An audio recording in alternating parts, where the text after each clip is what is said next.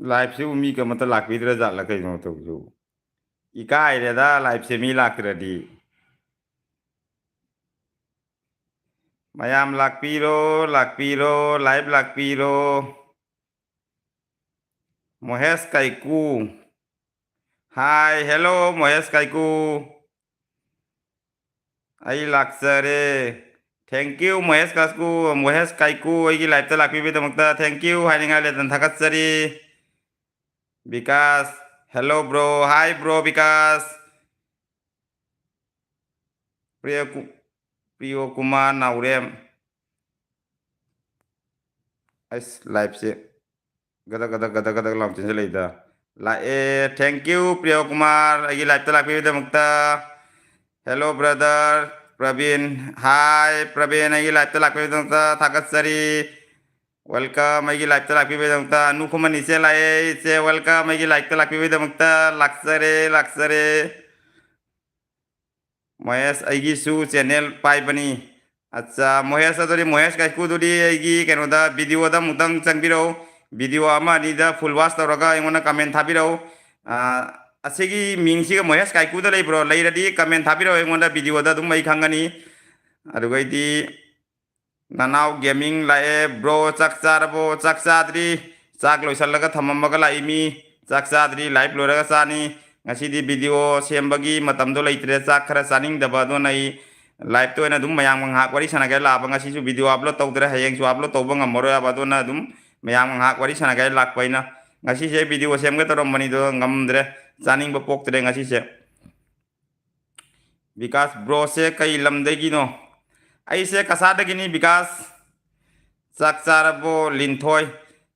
इचन कौदर hundred Linthoi इचन चाद्री चाक लोइसलमगा लाइमी चाक तो ngasi चानिंग पोक्ट्रे दुन live तो ना दुम मयाम ngak wari sanagan lakpani Praveen सिनमु याम बना याइफरे प्रवीण ब्रो रोशन मुलाय हाय ब्रो रोशन हाय गी लाइव तो लाक्पीबीदमक्ता थैंक यू थागतचरी गी लाइव तो लाक्पीबीदमक्ता अखोय इबाय लाए सत्यजीत लाए हेलो बिजेन हाय इबाय अगी लाइव तो लाक्पीबीदमक्ता इबाय बु हाइनिंगा लेतन थागतचरी हाय याम्बा Mrs kasar hai yamba ase mises siri nupi rangoni hai chan agi live ta lakbe thank you live ta wangang le base ingye na puri solution labani na loka kurak pa hande hai siata hai pravin bro suras irang bam hai bado adubu bro suras irang bam hai bra adu do कमदौरगे खंग्रे मागी हक्तक्तगे इशु video viral तादना किट किट याव वाइना चचरेगी मिंगसे अदुबु सुरसिया मंदो उरममदेगी लाइव ता लाक्पिरमदि दुम वारी सनाबगी तंजापिनी याम फै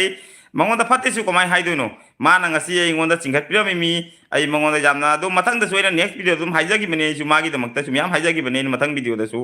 फत्तबा मिसु नते दुमाइना मिंगोंदा थाबदो फजति हाइना इशु दुम खरा अगी फिंगत प वाडी दोइना खरा दुम हाइजरो बियानी एदी पिंगेदा खरा फिंगत पनिना सुरस सिनाम हाय याम्बा अहानबा लाइव नि यंगजरी से ब्रोगी चुमी चुमी आइना हाना लाइव तरमी आइना हाना मयांग लोन दंगांगी मतमदा लाइव तरमी दोय मतुंग दाइना जेदिन मुकबांग दा कुमधरा पन मितगी लाइव तो दे ngasi na ahambani thank you Suraj Sinam आइगी लाइव ता लागबे तंग थानिंगा लेन थागतरी लाइव कमेंट से यामन ग्रे सोट जांग yang para सरगे को आइसु लाए ला सुमन लाक्पी होगी लाइव ता दुम तपना कोन पाथरके को फरफराव पारगे लाइव जामन कमेंट जामन करे Suraj Sinam full support thank you आइसु चैनल पाइ बनी चैनल पाइ बसिंग का मिसेस कसार चैनल पाइ रेगी कमेंट दा लाक्पी कमेंट दा ngarang वीडियो दोगी ngarang वीडियो दो कमेंट दा लागल ओनम ता पिरम हायेंग हम ता चेक तौगे आई वीडियो थांगल ओइ दबन नम ता चेक तौगे वीडियो मथांग मथांग थांग तो चेक तौब खरा वाबा आई लोइना मयाम की केनो तौजरकनी दो मयाम ना आई हजिक लाइरिबा गी फास्ट लाइरिबा वीडियो दो आई 5k काखिबगी आइना वीडियो मा सेमखिबदो ngarang थांगत के वीडियो ने बा दो कमेंट पिसलो दुम हाना दे गोनो सब्सक्राइब लेसु आइना खंगम द्रगसु मयाम वराव बिगनु कमेंट पिसलो इगोंदा अदो आइना लोइना रिटर्न तरोकनी हैंग आई हैंग फ्री लेयाबा फ्री आइदी हैंग से वीडियो थांगलो याबा ngasi थांगतरेयाबा अदोना हैंग लोइना आई जेंगाक जागे comment loi pisalau nau na hana piram bale ra su nau pisalau adugaidi sana su la kai lamdei no bro se kasar da gini bikas la bro kasar kai lamdagi no kasar gini bro gi video se loina yengjai thank you suras sinam haninga letan thagat sari bikas aisu kasar jora rangul gini bro manipur gi nate oh bikas thank you aisu kasar gini adugaidi kai no mong lai sinam ase di pararoi he ase di talle thank you also igi live ta lakhi bedam ta haninga letan thagat sari अरे प्रेम चंद प्रेम लाए kit याव Rohit लाक्चरे bro सी कदवाई दगी no high बिनी माइसे ऐसे कसार दगी पूर्णिमा सिंह लाए कोई की इसे म लाक्चरे ऐसे कोई खुन की इसे नी साक सारबो कई हिंजंग सागे सादरी इसे पूर्णिमा इसे साक सादरी साक लोसल लाकपनी ngasi di साक से याम सानिंग द्रबदुम शॉर्टकट तो न सारगे तौरे तो ना आइना वीडियो सेमद्रे तो ना ngarang su वीडियो सेमौद्रे ngasi सेमौद्रे सेमौद्रबनी अदुना लाइव ता मयाम का हाक वारी सनागे लाक्सबनी चाद्री से अदुगदी ननाव गेमिंग लाय नुंगती की वीडियो अपलोड तौ नुंगती की वीडियो अपलोड तौ नु ब्रो ममल लैसन ममल लहन सी 2 days मुक कानरगा थागल ओ ब्रो चुमी ननाव चुमी अखोसु वीडियो नुंगती की सेमरे जामवाजे दो आइगी ना इंटरेस्ट तो वाले बकाई गिनवादी नुंगती की वीडियो सेम्बा नुंगती की वीडियो थांगत पासगी वाखानचे हेक आइना वीडियो सेमौदब नुमितो अदुदी आई दुम चाना थांग दुम लैखिनि अब कैसु मकायब लेते दुगा नुंगालगा की वीडियो अपलोड तौगद मतम दो हेग यौरकपदने आई हक्सांग से करी हानि खंगे तौहम जाबम खंगदबगी मीना निशा पायरगा तौबदो दुगुई सिस्टम तौयाब इनुं नुंगाइते ngasi नुमे वीडियो अपलोड तौदे आई क्याम नुंगाइते थबक सुबा खोटपाई ज्ञान मेन मतादे एकदम वीडियो थांगतै नुंगाइते अब दुमाइना इगोना कयादी इगोना इंटरेस्ट म लैखरे यूट्यूब सिगा सेंगमनी आई यूट्यूब पारपसे कुइरे मयाम कमेंट पाथोके दुगे मतुंग तप तप हारके अनु कुमार अनु इसे राजवारा ngasi di yo tare yupache thank you anu ise अरुगदी की इताव मला जेम्स जाम फबनी एंगोंदे जाम कमेंट थाराय तो जेम्स सावबो जादे इताव की दमकता रिक्वेस्ट वीडियो इन थांगत पंगमद्री ने मतंग संगद्री संगम मतमदा जेम्स इताव की दमकता इन वीडियो सोदन थांगलकनी इताव नंग आइना हाइबदो तौरकनी सोयदना इताव तौरकनी आई अदोगी प्लान सेमी मेजी अदुगदी आदि सुलाए अंदी ब्रो nganu चासी चुमी nganu di sarakani na nganu की रिक्वेस्ट जामे nganu sarakani अदुगदी करी नो जामे कमेंट से म्याम संग्रमानी तो इसे नंगना वा ngang दो लैकाई लोइना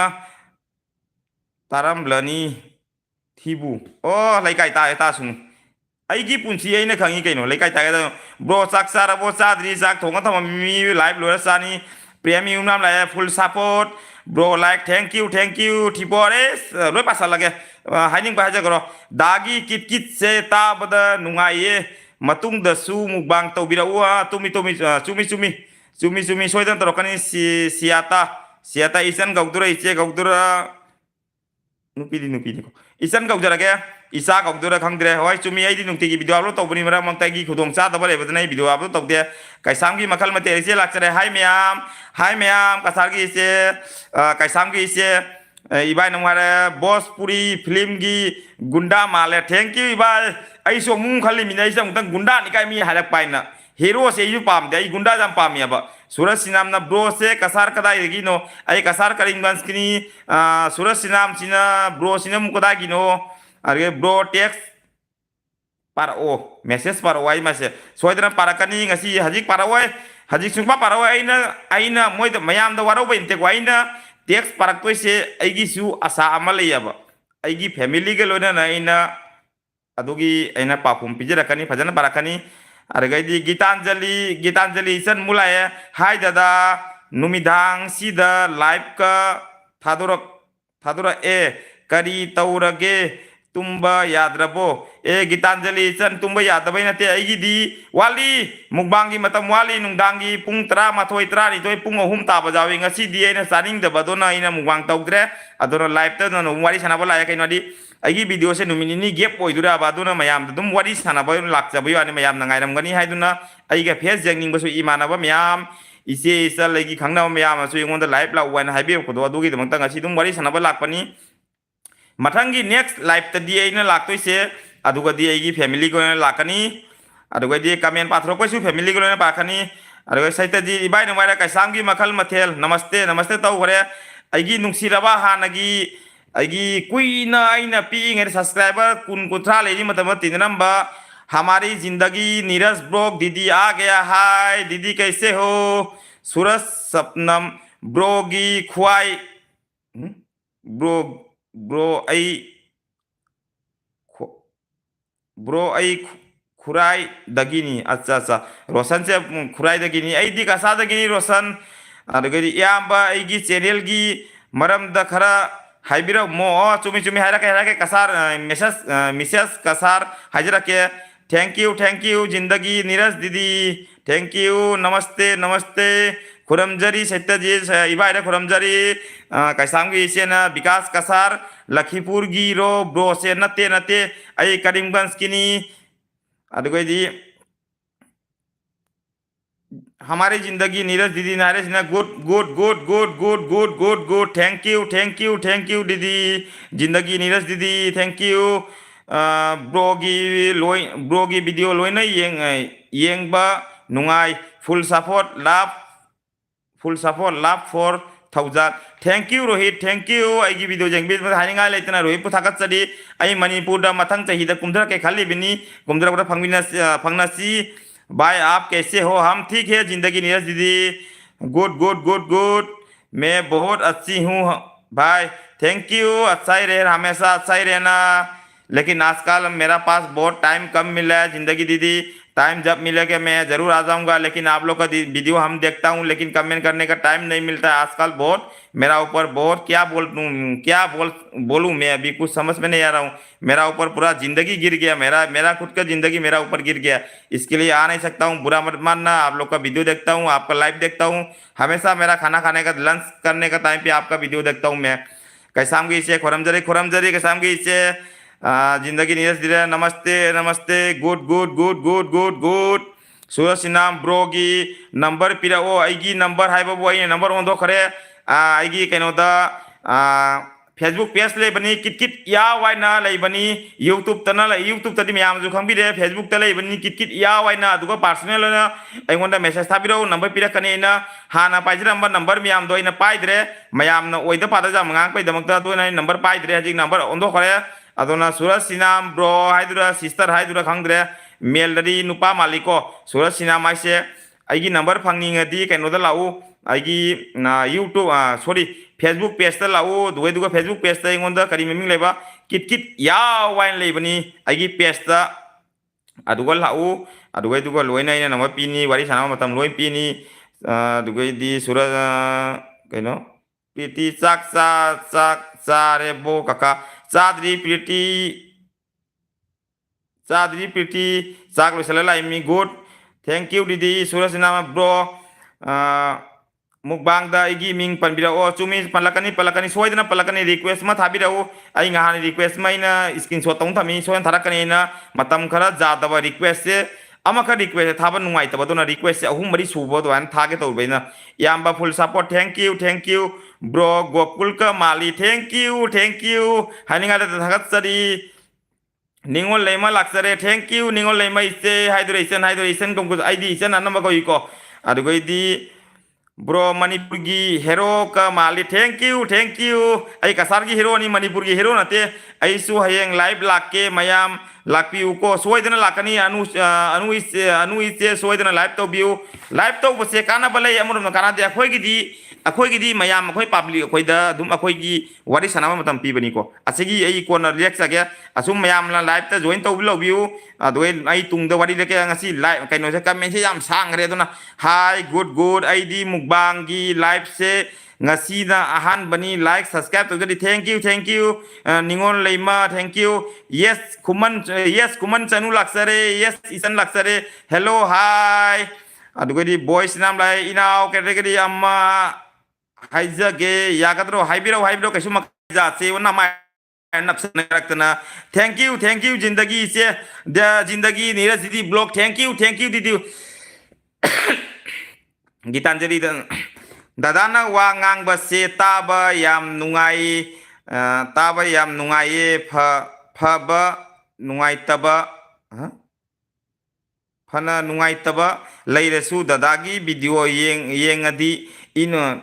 nungaitaba loi kawi. Thank you Gitanjali Isan, thank you IDP ngedegi wa sumaina pangan tangang pami thamoi da walu sano pam dia ba good mai good se papa tan chale degedi bro like bro like Manipur da bro LK Manipur da ngairam ge. Thank you Rohit. Good evening Ibung, good evening Rosi. हम बुरा कभी नहीं मानता है, जहाँ भी रहो आप खुश रहो बस। हम हमेशा खुश है जिंदगी नीरज दीदी, हम हमेशा खुश है, आप भी खुश रहना हमेशा। हम आपके लिए हमेशा आते रहता है, आपका वीडियो देखते रहता हूँ, हम आपके लिए आपका भाई बन गया हूँ। लेकिन आजकल थोड़ा प्रॉब्लम चल रहा है, मेरा लैंग्वेज आपका लैंग्वेज के वजह से थोड़ा प्रॉब्लम चल रहा है। इसके लिए मेरा मंजिल पहुंचने के लिए मैंने लैंग्वेज को चेंज किया था, मेरा कैटेगरी चेंज किया था, लेकिन मेरा मंजिल पहुंच गया। अभी ज़रूर आपके पास आऊँगा मैं। Ningol mukbang, thank you bro. नुंगदांगददी चिकन मपुम अमता सॉरी ब्रो मथंगददी चिकन मपुम अमुक्ता चाबिराऊ तौबिराऊ। CS एम निसिदी चारमिन नाइने एम चारमिन ब्रो हाइद्रो ब्रदर हाइद्रो खांगवा ngamdre ko kaino id chicken mukbang gi ama tawgiba lebani yengbiyo do pendra nai akum tawjira kene soidna chicken mukbang gi chicken mapum tawbai da makta ingonda request aise mi mapan sure tara suba ngairi tara ka tara mato sura kodai soidan torokani ngai biramu kit jaw nate kit yaw ni bro saksarabo. My name is Biswanath. Thank you Biswanath, thank you. Ibung na ngang basi taba yam nungai. Thank you Rosi. Good. Mabung haujik kari lamda lairino ai kasada ni lingon laima isan premium nam istiga thadale. Thank you ai kogi nungsira bai che laksare laikasi se laksare. Hello hi se aduga di maminga paro kano se kamen jam sang re papa da para sakara ke kari mathen sabi ge kit yaw ai kaisum mathen sadri sak lo sala thama me kang soy maga kango maga thama me da sak sarabo sadri yes sadri chan mayam good night ke sambi se sugyam na good night werabo bro good night mubang video ngairam ge. Thank you Surasinam, good night ngai biramu good thank you setadiri bye namaste. Bro next live ta thengnasi ai isa su nungaite tummage. Good night, thank you Rohit bro tumbiro hakang nungaite di next live ta phangnasi soidana. Nungsiraba aigi nupi laksare Amrita blog lae mayam saksarabo mayam da hangai mi engonda te ba hangai se engonda nungsidan tawri mi hei asir paroi kari wongang sengang no oi live tas bangang kan taldi he video kamen ngang bani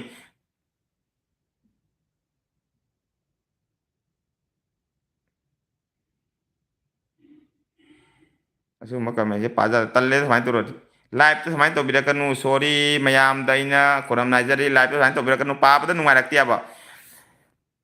Yes isan namu Amrita blog nungai ribo aigi nupi hangre adugai di ibai namu aire iba Amrita haise kanano aigi nupi darling nungsibini adugai di tebo kanano ni yaw kit yaw ni anu komani sia namu hangre Amrita nangbu Amrita nang su changa abo bijen se nang khangna bro es bak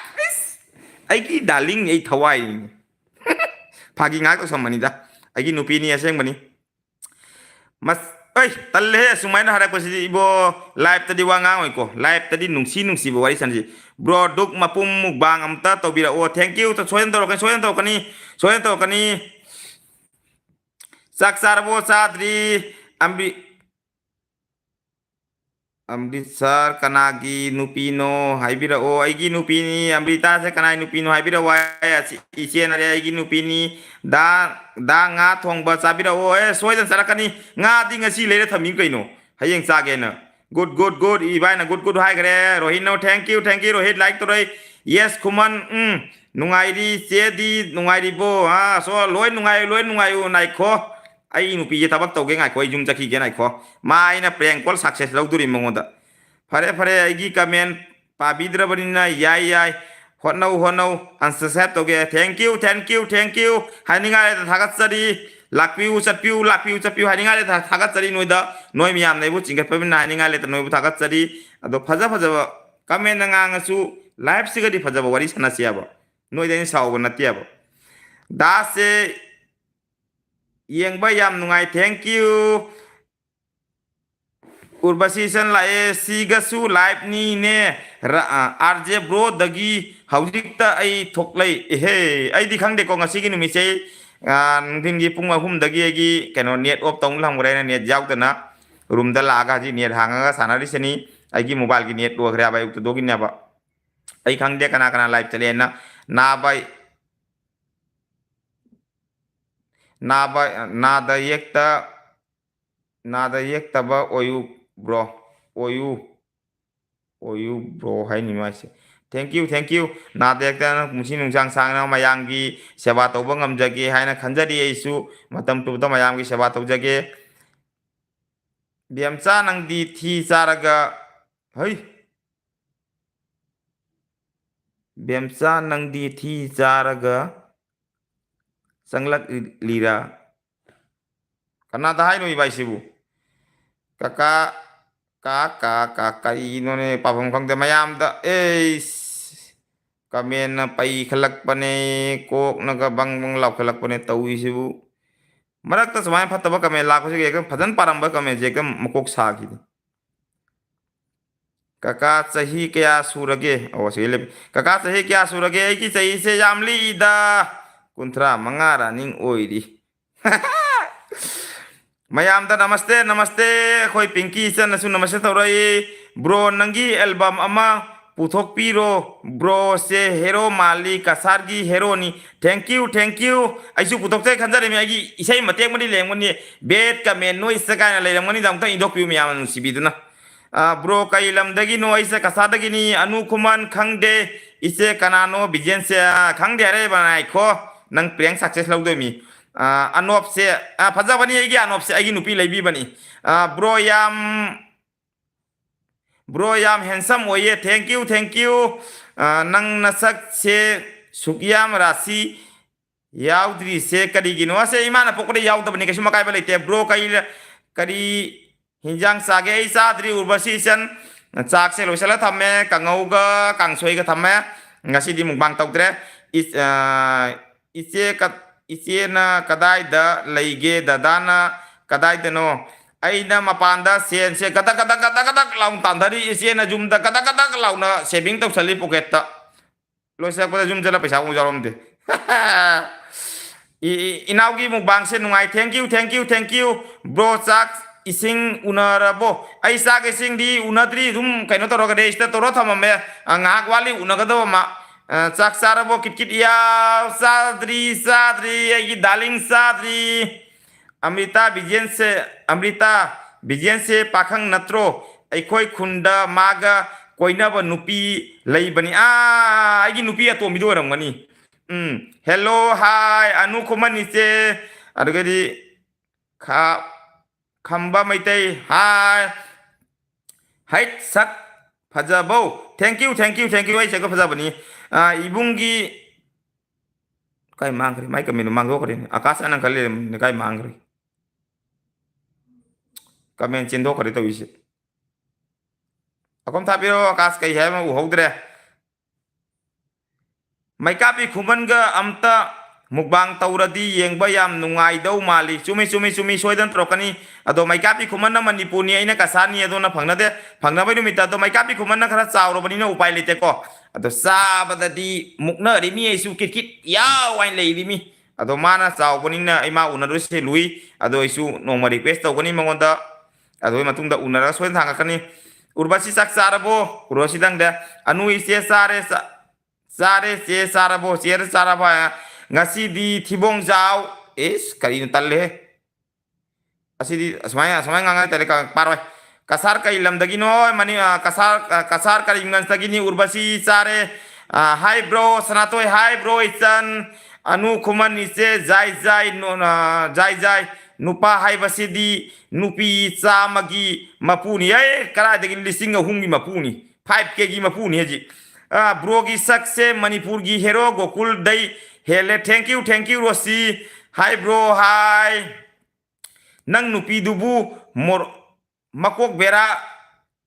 leitribo ai nupi dro ai makok bera kai duga sorok to kochen cheli mi nga mun na kaino ne phana bawari mi kaino amrita nangbu ai nokpada sidore amrita ai es noksal palong ko noksal tumabo bro nang ai tumage bro nga thong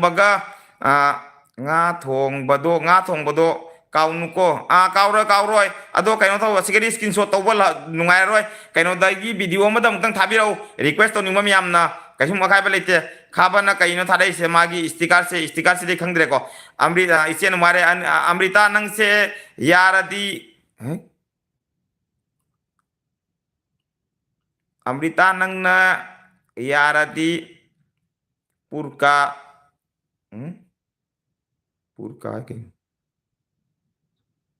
purakani soidra bane purakani nupi de soidra purakana ni kaite nupi tara kana te 5k nupi lonjan ge armi yaw kit ona re kit yaw ni ne aruge blogi video yang bayam nungai full support tawjari thank you aruge iban mara hi darling nang sina nungsi bana ngang jaye nang se ubadai ngau jaye kai jangre ne nungai duri na ngai kho kes pinky se kai khangbra ai khang kes pinky ai khangbro Tripura dagini thank you Tripura gi ramadi kasar gi magai Tripura gi magai puno request ro phangna ning mamyam phangna ba yakani handa ki tanjama piri be block kit yaw phangna bai tanjama ina pijar gani a chauba masa khaktana mayam puno ko una bai tanjama pija gani na silchar gi handa ki leiba bonthra pu dai soidna khongthara kani maika pi khumanna chaura su kit yaw su watte kaino manipur da laaga tausi cumi soidan tarokan ni manipur di kumdrak to me nong manta dong mani kumdrak to mi manipur gi chaksa ma khaina aina ngamdabang khalai ri to soidan tarokan na bro si yam saura male ai saude kana ru saude saubai to di kaino ni khogi kari ai di ngang basi ni abo ai di saubo do sona tara sona thadu ya ba ai gi pokpa gi ngang basi asi ni aba gi ngang ma khai roi kham nai de gi se बेट के बेन से खरा थीबम हौरकले ब्रोगी इसे याम नैये थैंक यू सोइदना सक्सेस कनेना ngang basu ngang sum tau ko da baina tau roi lep ko da baina sumle lepo ese ni ne be block kit yaw kai se kit ni ne anu khoman che chak sarabo anu dhang gare anu se da siate khangde siate siti khangre ai re khangde khangye hai mi kamen zaman gina matha se satla ina koni kamen se guru chien na kada kra mang kra jan sabi ganu kamen se sangman kra di garang chien kra abo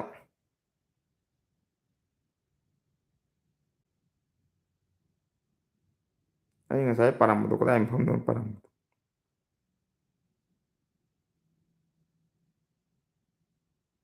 Surat sinam bro hanagi video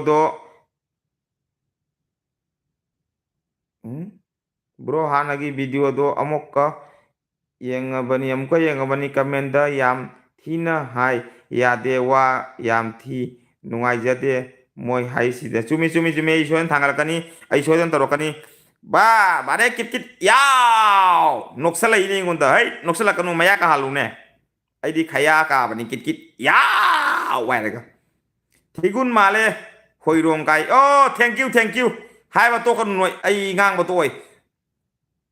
kai hejang sarage bro ai saksa dri sak lu sala thama me kang soi ga kangau ga thumai bang thank you hai ba to kan khum ba toi su hai thigun hai hai ba to kanu amrita sare nangdi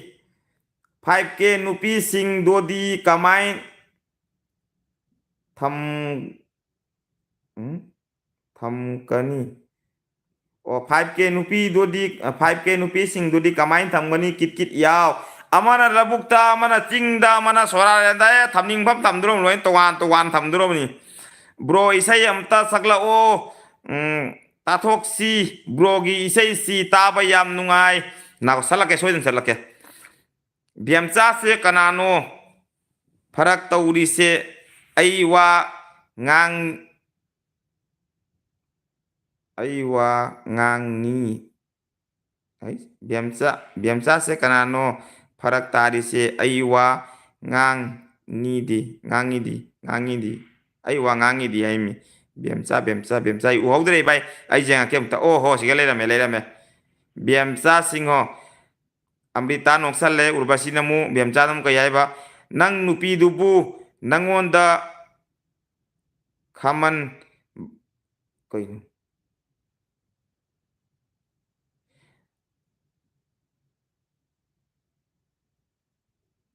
khaman bagasu taujabra ne mi amata nangonda nungsiba amata yaude nangi video gi comment mayam pabada thidrum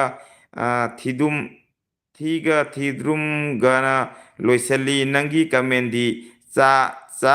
nasaktuga ai majak phajadro uro bose nupi ke ano 5k nupi na ke limi phadra launa nangi comment di thus adumai comment thana bro bingon dabu comment tharo ke suma kai ba leite nang nupi ro majai bem chai na thami mina nupa na su paira majai ke suma kai ba jate nupa na paira medna nangi mel sidi nupi na hangi mina nupa na paira mani nangje homo era mani live ta dung motor kan namai do krai kai ba khang bro nangi kit yaw do amata tawra o kit yaw naibra bias kamen thadorpa nongma bro soidana to hosena soidana yongsak ngakta sara oi yongsak yam sa wai no kamen da loin di selo ke mete isa ise laksare inau bijen nungai ri bo nungai ri ke ise anu ise sare aisu kai hinjang sage ise yamba kamen se papa nungai thra malaga sumaina ulta bala toropasiga sumain toropasiga ni ne thawai ka se manga pali se tara ka phuktu langge to ri se na iyamba ni channel asi kit yaw haina thammo o channel se kit yaw haina thamba yadraba kaino de aina Facebook page ta kit yaw tham gra mane aba Facebook page ta kit yaw YouTube tana baby blog kit yaw adumain tham ngare aba naroldo hana phajana ngangba haiko adu la o ai khoi di dum pi nge samai ngang samai nung ngang jara ge nang ngana sengo alu da kadi gau ge mai tron na kuma o pakum amrita 5k nupi di tharoiga khullaga thagat tharoiga khullaga amrita 5k nupi di tharoiga khullaga thak Sani tharoi khulla thaksan ne ai sumi bai sumi tharoi jidi khara previous jam ta bani labukta gata lagna lamai na ta pa tharoi na gata la bati na aptala lo keno bro nang se yam chinbani na thisu mayam phairam ni ko ai sahi da muka phai nasak tuga ngang durai duga akoi sa ke ngune focus to ne akoi saksiga yum nam gai patri namai du kai yum nam palito bro pok bang amta tawra o 2 kg sadananda maming phajai he kai ko ai na jam pam jabai gi favorite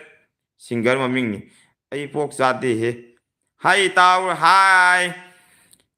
comment se pa padan marak tas mana interact pasigani comment pa khangdri se Saitaji bai namaste amrita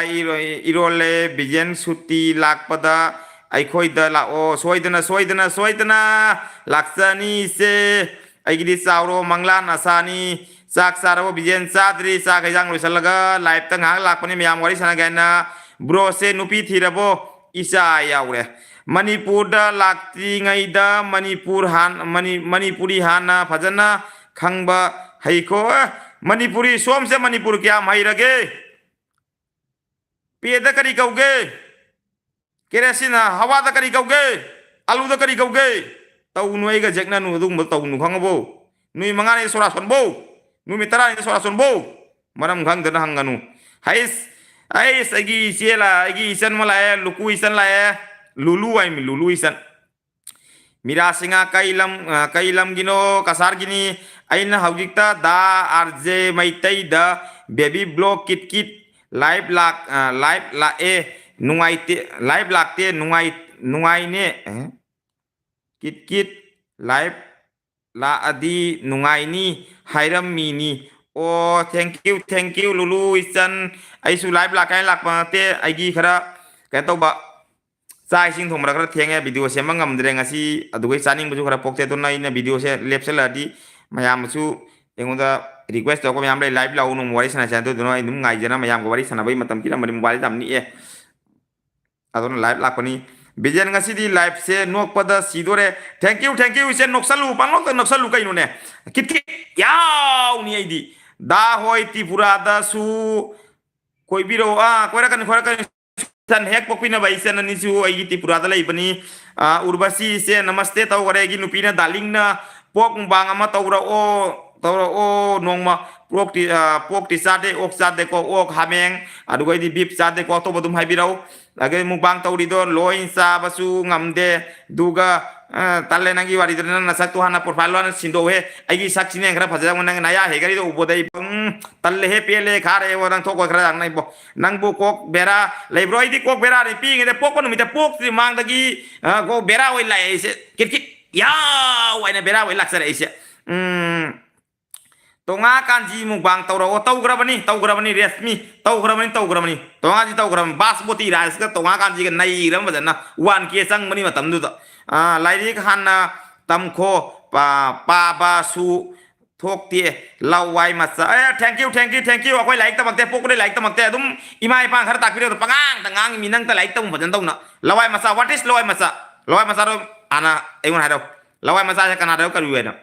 ꯅꯪꯅ ꯀꯔꯝꯕꯅꯣ ꯑꯩ ꯂꯋꯥꯏ ꯃꯆꯥꯅꯦꯕ thank you ꯑꯩ ꯂꯋꯥꯏ ꯃꯆꯥ ꯑꯣꯏꯔꯦꯕ ꯅꯪꯅ ꯀꯔꯝꯕ ꯃꯆꯥꯅꯣ ꯑꯝꯇ ꯍꯥꯏꯕꯤꯔꯣ ꯅꯪꯗꯤ ꯒꯥꯔꯤ ꯆꯀꯥꯏ ꯃꯈꯥꯏ ꯃꯆꯥ ꯑꯣꯏꯔꯝꯒꯅꯤ ꯑꯣꯏꯗꯕ ꯀꯃꯦꯟ ꯄꯥꯕꯗ ꯑꯣꯏꯔꯗꯤ ꯑꯣꯏꯗꯕ ꯀꯃꯦꯟ ꯄꯥꯒꯗꯕ ꯑꯣꯏꯔꯗꯤ ꯊꯣꯛꯈꯣ ꯂꯥꯏꯚ ꯁꯤꯗꯒꯤ ꯑꯣꯏꯗꯕ ꯀꯃꯦꯟ ꯄꯥꯒꯗꯕ ꯑꯣꯏꯔꯗꯤ ꯊꯣꯛꯈꯣ ꯂꯥꯏꯚ ꯁꯤꯗꯒꯤ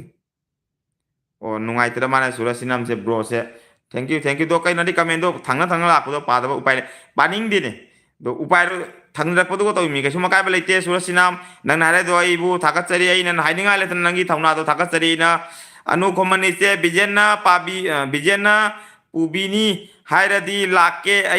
ꯂꯥꯛꯀꯅꯤ ꯑꯩꯁꯨ ꯂꯥꯛꯄꯤꯌꯨ ꯃꯔꯛꯇ ꯀꯃꯦꯟ ꯎꯜꯇꯥ ꯄꯜꯇꯥ ꯂꯥꯛꯄꯁꯤꯅ ꯑꯩ ꯌꯥꯝꯅ ꯋꯥꯔꯦ ꯄꯥꯕꯗ ꯑꯁꯤꯒ ꯑꯝꯇ ꯍꯥꯏꯕꯤꯔꯛꯑꯣ ꯑꯁꯤꯒ ꯍꯩꯖꯥꯡ ꯂꯩꯔꯦ ꯑꯁꯤꯒ ꯑꯗꯣ ꯂꯩꯔꯦ ꯑꯗꯨꯒ ꯑꯁꯤꯒ ꯏꯁꯤꯡ ꯂꯩꯔꯦ ꯑꯁꯤꯒ ꯈꯅꯥꯎ ꯀꯪꯉꯦ ꯆꯥꯛ ꯆꯥꯔꯕ꯭ꯔꯣ ꯆꯥꯗ꯭ꯔꯤ ꯆꯥꯛ ꯆꯥꯗ꯭ꯔꯤ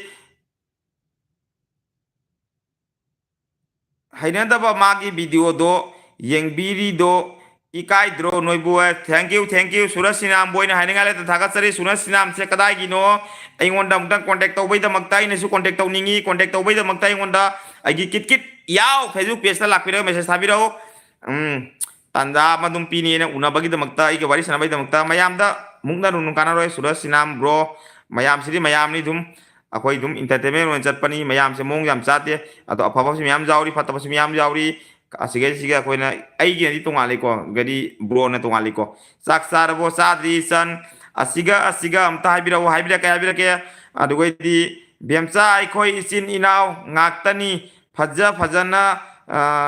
ꯉꯥꯡꯅꯁꯤ ꯃꯤꯒꯤ ꯋꯥꯈꯜ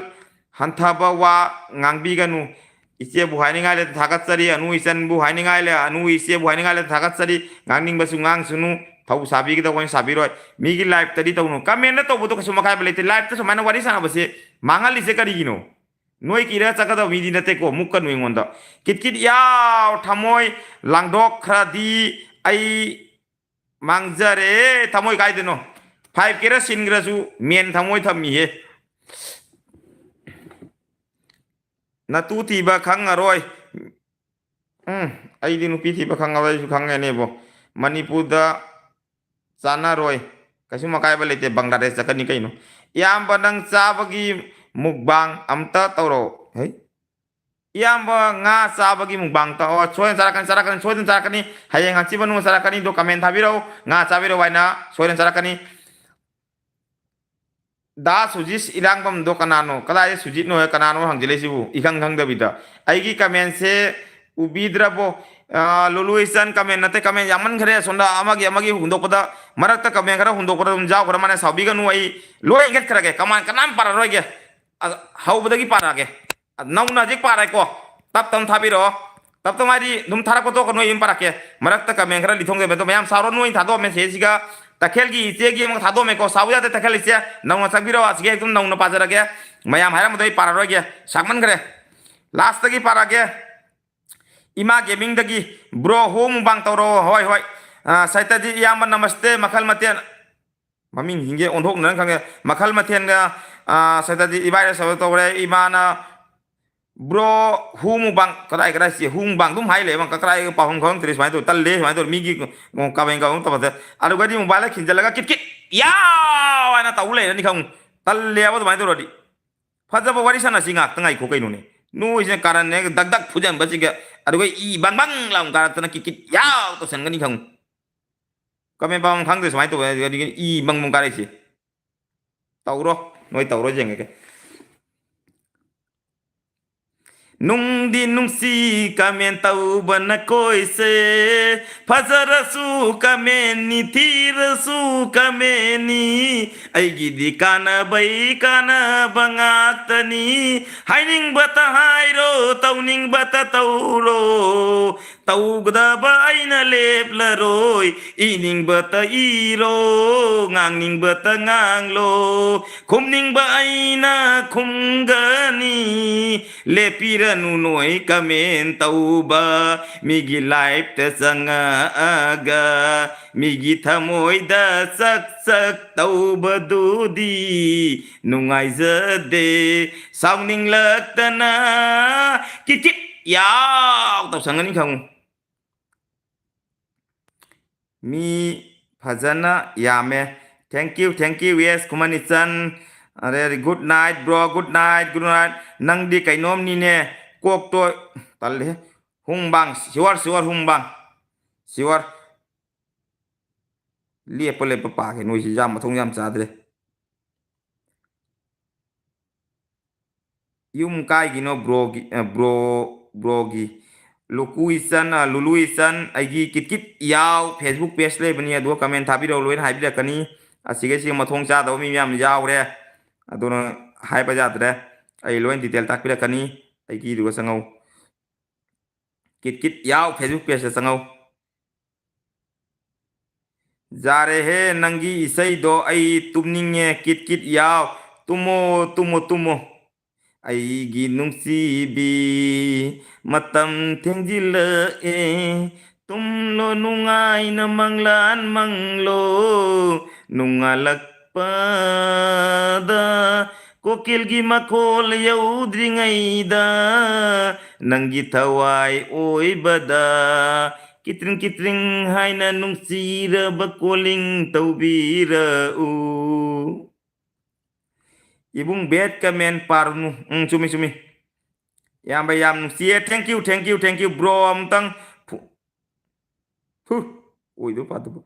ai nong inge ko noi anigi mong se thank you lulu isan agi detail samninga ga mobile number lawninga ga agi kikit ya waina facebook page le bani adu changbi ro adu ga message sabi ro adu ga phangna si wari sana si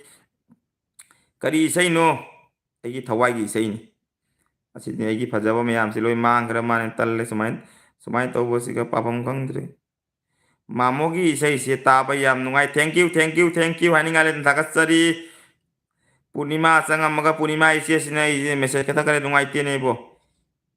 Ima gaming se nang nasak nungai nang nungai ni Ima gaming kaina napa gaming olang nang naiko. Amrita da sakhiba isai sidi mawong tai thank you ise. Bro dharmana ga da lao lakani soidan lakani unukuti da lakete ro mani do handak se aina suti lakpada numitra mangani suti phangi numitra mangani sidi silchar manunga lairani ado mathangi suti da ayu kano lakani soidan lakani urbasi bro kai mathel no ai kangsoi ga dagai di kangsoi ga kangau ga tawna thama me sadri Amrita marai marai phai ai ma se thank you kai mathel sarage sadri sak thonga thamjari ai bro gi video yengba nokning bata oi thank you saraga penjai thank you ise bro kasar kai lamdai no aise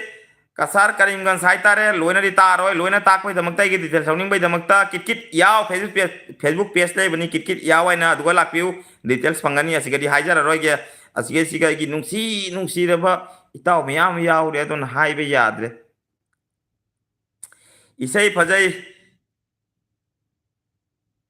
ibada soikiba duna kakhibani saunu kaisu kaide kaisu kakhibani kaisu kaide Punima ise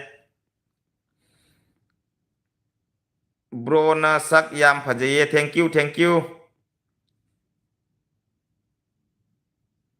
jare jam ha khairanu nangsu mi loina sakna sinarani mi sakna ba yaunarani ko kit yaw sak khara ka tawrage ai sak khara roi mi sak tu mi kai no akoi bani nungai ne hinga lori kai ayo marak sidagi nungsiraba igi san malaksare em rebi laksare tado bijan aisu laksare thank you igi live talak bibe damukta em rebi san haningale thakat sari igi live talak bibe damukta bro gokul male thank you manipur da sul koira kani soidna koira kani priya isan dada kit aigi channel dusu support tobira o haibiro torokan live tadi kamai support torokan live tadi launa kasum kana damni live channel pai basing ai live ki maram dakhara haijiram ge do kamera pathoki ko lulu isan saki nu gokun malai anu Anju isan bro isu lae thank you igi live talak haninga le thakat sari bro hoina एकदम जैसा high से याम हाइना कई हाइबनो ऐसे एकदम high से यामना थमोदगी यामना नुंसी फोंदोकजबने यामदा अदोनी एकदम हाइदो यामबा Chumba ngakta ngangi yai bro full support tawjel thank you haninga le thakat sari bro nang kaiku male thank you masam gra tien bani nako gokul malang bro film kumasi award ama phangniye film kumadi award ama phangnai award to pap de nei bo mukbang pa mi aisi anu kumani se kit yaw se ngauraba kainom tauri kanai wakhal no khangde ngau thari se mana ai di pangau tangawi pok pade ngau le mi ai kaino haibi hu bro ai su tage thank you aina haijaning badi kaino adi channel pai ba khoi miam se asumaina mi gi live te salaga ai gi live ki wari na te ko mi gi live ai su tawro mi matam amada ai gi channel loi check tawbi miam na ai se karama matam dagi haurak puna da miam nam ko check tawbi ai gi channel loi changaga aigi channel la changbiraga mayam nang ta check tawbi se karam matam de rok puna ai yam tawna yam wana tawna ina youtube te haujarak pani ngasi youtube gi mafam si yam wana tawna phangjarak pani aina haijaning bai babu kaino ne mayam da youtube sigane live tawdui se kari de kana bai live tun aigi di kana bai live to bonte ko ai di mayam da ina sum ꯑꯩꯒꯤ ꯐꯦꯁꯁꯦ ꯎꯍꯜꯂꯒ ꯃꯌꯥꯝꯗ face two face ꯋꯥꯔꯤ ꯁꯥꯟꯅꯕꯒꯤ ꯏꯆꯤꯟ ꯏꯅꯥꯎ ꯃꯌꯥꯝ ꯑꯩꯉꯣꯟꯗ support ꯇꯧꯕꯤꯕ ꯃꯌꯥꯝꯅ ꯑꯩꯒꯤ ꯁꯛ ꯎꯅꯤꯡꯉꯤ ꯔꯤꯌꯦꯜꯗ ꯎꯅꯤꯡꯉꯤ ꯋꯥꯔꯤ ꯁꯥꯟꯅꯅꯤꯡꯉꯦ ꯍꯥꯏꯔꯛꯄ ꯃꯌꯥꯝꯗꯣ ꯑꯗꯨꯒꯤꯗꯃꯛꯇ ꯂꯥꯛꯅ ꯋꯥꯔꯤ ꯁꯥꯟꯅꯕꯅꯤ ꯃꯊꯪꯒꯤ ꯅꯦꯛꯁ ꯚꯤꯗꯤꯑꯣꯗ ꯅꯦꯛꯁ ꯂꯥꯏꯐꯇ ꯐꯦꯃꯤꯂꯤꯒ ꯂꯣꯏꯅ ꯂꯥꯛꯀꯅꯤ ꯑꯩꯒꯤ ꯐꯦꯃꯤꯂꯤ ꯎꯍꯜꯂꯛꯀꯅꯤ ꯑꯗꯨꯒ ꯐꯖꯅ ꯋꯥꯔꯤ ꯁꯥꯟꯅꯁꯤ ꯑꯩꯅ ꯂꯥꯏꯐꯀꯤ ꯑꯣꯏꯅ ꯑꯩꯒꯤ ꯆꯦꯅꯦꯜꯒꯤ ꯃꯔꯝꯗ ꯑꯩꯅ ꯈꯔ ꯍꯥꯏꯖꯔꯝꯒꯦ ꯃꯌꯥꯝꯗ ꯆꯦꯅꯦꯜ ꯄꯥꯏꯕ ꯃꯌꯥꯝꯁꯤꯡꯒꯤ ꯃꯔꯝꯗ ꯆꯦꯅꯦꯜ ꯄꯥꯏꯕ ꯃꯌꯥꯝ ꯑꯗꯨꯝ ꯇꯥꯕꯤꯌꯨ ꯑꯣꯏꯅ ꯍꯥꯏꯗꯣꯏꯁꯦ ꯀꯩꯅꯣ ꯁꯤꯒ ꯁꯣꯏꯈꯤꯕ ꯑꯣꯏꯔꯁꯨ ꯑꯗꯨꯝ ꯉꯥꯛꯄꯤꯔꯨ ꯀꯩꯅꯣꯗꯤ ꯃꯥꯒꯤꯅ ꯃꯥꯏ ꯀꯦꯇꯦꯒꯣꯔꯤ ꯇꯣꯉꯥꯜꯂꯤ ꯃꯥꯏꯅ ꯃꯥꯏ ꯀꯦꯇꯦꯒꯣꯔꯤ ꯇꯣꯉꯥꯜꯂꯤꯀꯣ ꯀꯦꯇꯦꯒꯣꯔꯤꯒꯤ ꯃꯇꯨꯡ ꯏꯟꯅꯅꯤ ꯆꯦꯅꯦꯜ ꯄꯥꯏꯅꯔꯤꯁꯤꯁꯨ ꯑꯗꯣ ꯆꯦꯅꯦꯜꯁꯤ ꯆꯦꯅꯦꯜꯒꯤ ꯍꯥꯏꯗꯤ ꯃꯈꯜ ꯌꯥꯝ ꯇꯣꯉꯥꯜꯂꯤ ꯏꯁꯥꯒꯤ ꯀꯣꯟꯇꯦꯟ ꯃꯊꯧꯅꯦꯕ ꯃꯤꯒꯤ ꯚꯤꯗꯤꯑꯣꯇ ꯅꯠꯇꯦ ꯃꯤꯅ ꯁꯤꯌꯥꯔ ꯇꯧꯕꯇ ꯅꯠꯇꯦ ꯃꯤꯅ ꯁꯕꯁꯀ꯭राꯏब ꯇꯧꯕꯇ ꯅꯠꯇꯦ ꯁꯕꯁꯀ꯭राꯏब ꯍꯦꯟꯕ ꯅꯠꯇꯦꯕ ꯑꯗꯨꯒꯗꯤ ꯂꯥꯏꯐꯇꯒꯤ ꯁꯕꯁꯀ꯭राꯏꯕꯔ ꯂꯧꯕꯁꯦ ꯀꯩꯁꯨꯝ ꯀꯥꯟꯅꯗꯕꯅꯤ ꯑꯁꯤꯃ ꯍꯥꯏꯕꯤꯔꯝꯒꯦ ꯃꯌꯥꯝꯗ ꯊꯥꯖꯗ꯭ꯔꯒ ngasi aigi live siga ge subscriber kunthra ni hu pirake mi amada haji minute mada haraurani ai kunthra changyana haye nungalakpada humbu hena tatkani aba aduri nungai do baba khando tauram mi aba ai matam amada ina dwai tauram mi aba aina live tarapa haurei se aigi 50 subscriber jau dingene live to yaram de aba kyam wan aina 100 subscriber lauraga live to gi matam du da adu matum dai live le phare wan to la nong ta view ka de punamak tokthok aise नौना इन video मुकबांग कुमधरक कोइवानी सेगी channel सिगा मरक तई channel था अहुम थिंगुरे तौररोय सो अरोयना था अहुम मतुंग मुकबांग में कुमधरे दो बसलम दे मरक तगी आइना आइगी content में हापता यादरे हाइना content में हापना इना इसागी कंटेंट में इसान सिजनबदो अदोगी नुमित तगी आइगी वीडियो चेन गिबई वानेबा गे आइना सु बेट कमेंट खरा ngangubodo मासु ईश्वर मंगनी मानसु एंगोंदा इंसलम बाहाय तारे मानसु इंगलम बाहाय तारे सिनी अदोना लाइव त मयामना लाइव तो दुइसे वाच टाइम लौबई दमत लाइव तो नबनी को अल्ला सुमाइना लाइव चना बसे कोई एलबी चना बसे अखोगी वाच टाइम लौबई दमत नि आई दी लाख सबनी तो वाच टाइम लौरग सुकाना दे मेन ओइना वीडियो से मतम चुपदा आइगी चैनल से आइना ngasi हांगी बा YouTube चैनल से मतम चुपदा ई लेजरगे हाइना खन्ना रेवेन्यू तौनै मतम चुपदा YouTube सिगा लेजरगे हाना खन्ना चटप तारगदी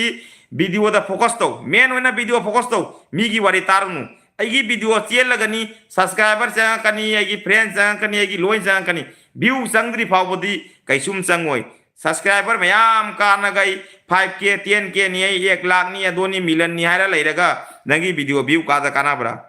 गाजी गा जिक्सु एगोंदा लामबनी हमारी जिंदगी नीरज दीदी याना नीरज ब्लॉग आइन लामबनी मोय से ने फंगनै से 20 सब्सक्राइबर दगी आई 20 मा 30 दगी हजी माय सब्सक्राइबर क्या जाउ खरे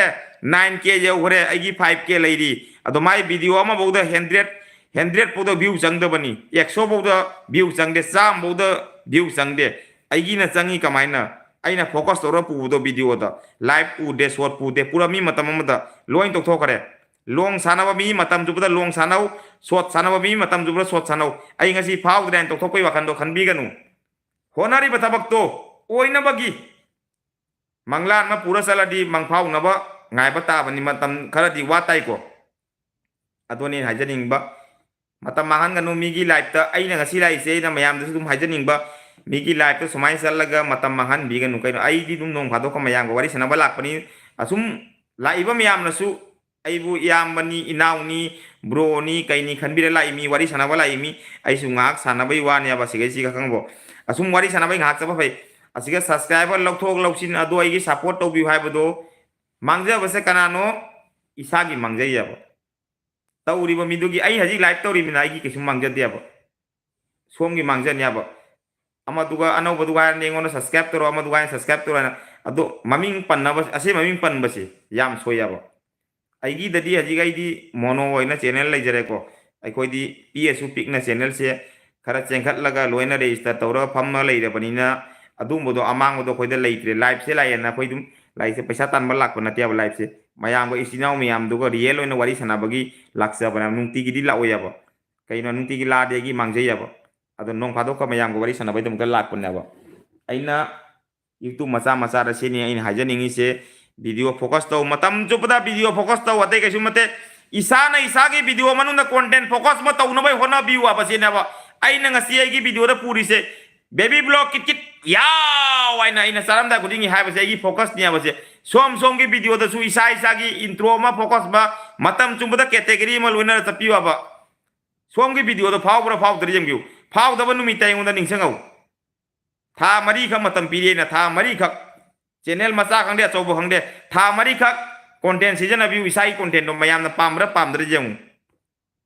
asini ne hajaningo mayamda do mayamda su kasata leba mayam manipurda leba mayam su aina ngangda soigiba langgiba kya yawra su ngakpi gana khalli ai du yam ahiba masana te su do youtube sei su khanga da bari manung yam changa thiraga khange su yam wana sawrak pani su subscriber ama lowbada matam kya changa lowki do aina khangiya ba ngasi ai ama tabada na kya waza ki kya kapcha ki aina khangiya ba ngasi aina matak sengalak pasi kaya mi kya na ingoda indha dai honari aseba khangiya bai adosu upai leite public mamangda mayam ga tinara leibani mayam gi sewa tawbani na mayam gi pen nabai tawri meba kapning ba kya saning da ba kya thamoi nda loin lo salaga mayam gi damakta phaja phaja ba video focus tawba honari me ina honari se ai tanate channel pai ba mi punma ado mayam na khangbi wa matam tu pada mayam da dumba phaja da ba thi da ba do ngang bi no ba jengku jengbi no na jengbi re matung do mi on thi ngang bi ba do phaja dia ba matam chupada atai kaisum nate youtube pairadi youtube channel pairi punchi chupa youtube chakya na khalladi video focus matam chupada igi sagi video da focus ma tawra chalu ai se oi daba yade haina khallaga de focus chala chalu adogi focus tu ka chalu video focus ta wai se lor bari ni sa ba khangde blogging nya na ai sali esi ge melane sai video je khara chelo ya ai gi ama khak thamoi de gi thokpagi content ama focus ama mathauta ya ba adoi focus to hap dama hano isa isa na ja kamai to na video da adu egadi som gi video matam chupada som se mayam gi mang da leiba ngang bani mang tha ba ngang pani migi content huran na migi content tau bodu di kuyo ya ba ngasi phau ni hayeng chaki ni ya ba ai su ngam dro cha ba da mayam le phau mayam cha ba da ngau jabi le mai ka pi khuman le di mayam phau le ko mogi ma tawai tam de gari gino ai migi ma tau se pi ngere tamak tia ba hoi mogi video jengi moina saba se kamai saba no jengi moina sumaina sakom sau namadi ne sumaina namangamba asini apa mogi video ro jenga ga su tamdori me migi video jenga tammi mi do magi content focus to koina focus lowam thok tia ba ada pare mayam matam jupada isa isa gi video da content focus to view mingonda subscriber ni bodo kaya di ikai pani ai su matam jam ikai la iya ba adogi ni ba ado mayam da haning dia ba kit kit yaw kamen paro paune para ke haura ke cumi brogi mata cumi bro mi matau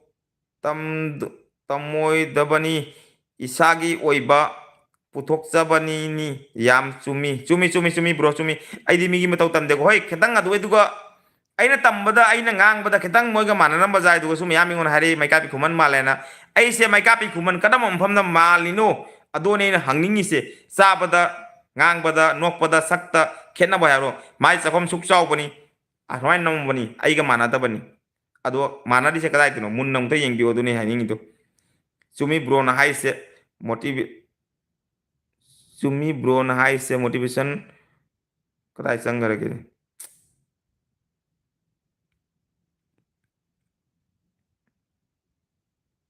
kaben zaman gina sini kedung kairam bani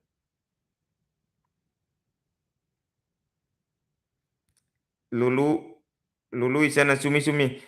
aseng wani na hai sia sumba alam ba yaw sum yam ai wonde sum yam ai ba yam yawi koi na ise matam chupada isana isagi content focus ma pura sala dine matam chupada isagi lambi aina chali ba ina sagatli ba sado punima oiden sung nongmata nongmadi oigani matam chupada thasi oiroi matam amada yu thasi oina yam kapammi ai channel gi damakta kyam kapki kyam na aigi punsi wari khangoi nongmani rakani na video do lekani nongma kunok to ai nangju kaino kit yaw da kunok to kai jele idunu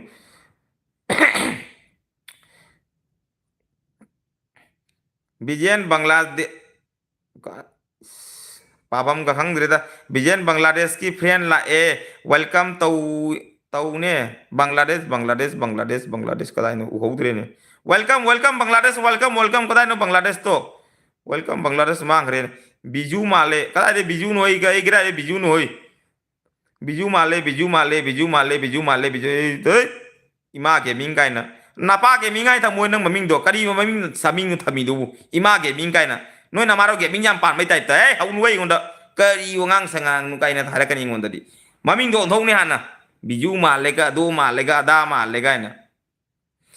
kit yaw male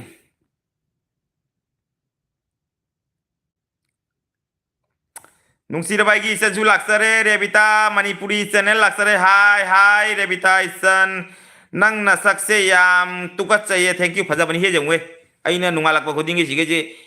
fear handsome ꯇꯩꯖꯔꯤꯃꯤ ꯀꯩꯅꯣ ꯃꯁꯛ ꯐꯖꯅꯕ ꯌꯥꯅ ꯑꯩ ꯅꯨꯄꯤꯅ ꯉꯥꯎꯅꯕ ꯌꯥꯅ 5K 10Kꯅ ꯉꯥꯎꯅꯕ ꯌꯥꯅ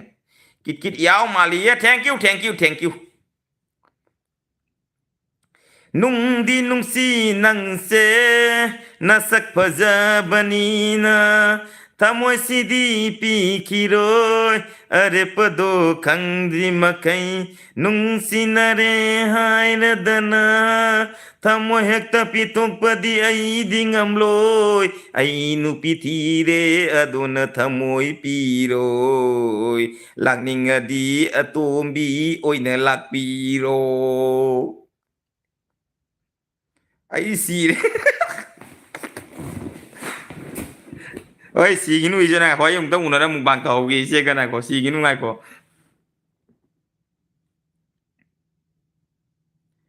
ꯏꯁꯩ ꯐꯖꯩꯌꯦ thank you thank you thank U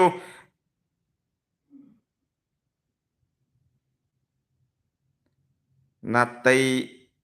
ꯅꯅꯥꯎꯅ comment ꯄꯤꯅꯕ ꯌꯥꯝ ꯅꯨꯡꯉꯥꯏꯔꯤꯅꯦ ꯀꯤꯠ ꯀꯤꯠ ꯌꯥꯎ ꯊꯦꯡꯛ ꯌꯨ ꯆꯟꯗꯅꯥ thank you thank you love from Bangladesh thank you Bangladesh ꯃꯩꯁꯅꯥꯝ ꯃꯩꯁꯅꯥꯝ ꯑꯩꯒꯤ ꯑꯦꯜꯕꯤꯗ ꯂꯥꯛꯄꯤꯗꯕꯗ ꯍꯥꯏꯅꯤꯡꯉꯥꯏ ꯂꯩꯇꯅ ꯊꯥꯒꯠꯆꯔꯤ ꯃꯩꯁꯅꯥꯝ ꯕꯪꯒ꯭ꯂꯥꯗꯦशꯇ ꯑꯩꯒꯤ ꯚꯤꯗꯤꯑꯣ ꯌꯦꯡꯕꯤꯔ ꯃꯇꯝꯗ ꯍꯥꯏꯅꯤꯡꯉꯥꯏ ꯂꯩꯇꯅ ꯊꯥꯒꯠꯆꯔꯤ ꯋꯦꯜꯀꯝ ꯋꯦꯜꯀꯝ ꯋꯦꯜꯀꯝ ꯃꯥꯏ ꯑꯦꯜꯕꯤ ꯂꯥꯛꯑꯦ ꯍꯥꯏꯌꯦ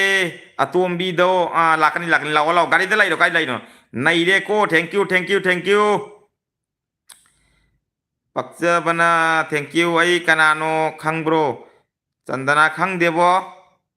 ꯑꯩ ꯌꯥ ꯀꯤꯀꯤꯠ ꯌꯥꯎꯅꯤꯅꯦ ꯆꯟꯗꯅꯥꯁꯦ ꯑꯩ ꯃꯁꯛ ꯈꯪꯒꯨꯝ ꯇꯧꯔꯦ ꯑꯩ ꯈꯪꯉꯦ ꯈꯪꯉꯦ ꯃꯁꯛ ꯈꯪꯉꯦ ꯈꯪꯉꯦ ꯈꯪꯉꯦ ꯑꯩꯒꯤ ꯏꯇꯥꯎꯒꯤ ꯃꯆꯦꯅꯤ ꯃꯅꯥꯎꯒꯤ ꯃꯆꯦꯅꯤ ꯃꯃꯤꯡꯗꯤ ꯑꯩ ꯈꯪꯗꯦꯀꯣ ꯑꯁꯦꯡꯕꯅꯤꯀꯣ ꯈꯪꯉꯦ ꯈꯪꯉꯦ ꯈꯪꯉꯦ ꯃꯅꯥꯎꯒꯤ ꯑꯩꯒꯤ ꯏꯇꯥꯎꯒꯤ ꯃꯆꯦꯅꯤ ꯉꯁꯤꯒꯤ ꯂꯥꯏꯐꯁꯦ ꯈꯨꯅꯨꯡꯉꯥꯏ ꯑꯃ ꯊꯦꯡꯛ ꯌꯨ ꯏꯆꯦ ꯆꯍꯤ ꯀꯌꯥ ꯁꯨꯔꯒꯦ ꯇꯨꯗꯤ ꯆꯍꯤ ꯀꯌꯥ ꯁꯨꯔꯒꯦ ꯌꯥꯝꯗ꯭ꯔꯤꯗ 35 ꯀꯥꯞꯁꯟꯕ ꯇꯧꯍꯧꯔꯤ ꯀꯅꯥꯅꯣ ꯅꯨꯡꯁꯤꯔꯤꯗꯣ ꯁꯤꯒꯦꯔꯥ ꯅꯪ ꯀꯤꯠ ꯀꯤꯠ ꯌꯥꯎꯒ ꯂꯣꯏꯅ ꯆꯥꯖꯅꯤ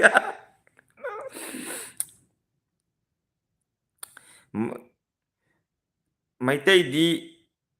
ꯅꯨꯡꯗꯤ ꯍꯥꯏꯗꯣꯏꯔꯣ ꯃꯩꯇꯩꯗꯤ ꯅꯨꯡꯗꯤ ꯍꯥꯏꯗꯣꯏꯔꯣ ꯃꯩꯇꯩꯗꯤ ꯅꯨꯡꯗꯤ ꯅꯪꯗꯤ ꯍꯥꯏꯗꯣꯏꯔꯣ ꯑꯩꯁꯦ ꯍꯥꯏꯅꯤꯡꯕꯗ ꯍꯥꯏꯈ꯭ꯔꯣꯗ ꯑꯩꯕꯣ ꯈꯪꯗ꯭ꯔꯦꯗ ꯕ꯭ꯔꯣꯅ ꯉꯥꯡꯕꯁꯦ ꯏꯄꯦꯟꯇ ꯄꯦꯜꯂꯤ ꯊꯦꯡꯛ ꯌꯨ ꯆꯥꯕꯗ ꯆꯥꯔꯒ ꯄꯦꯟꯖꯩ ꯕ꯭ꯔꯣꯕꯨ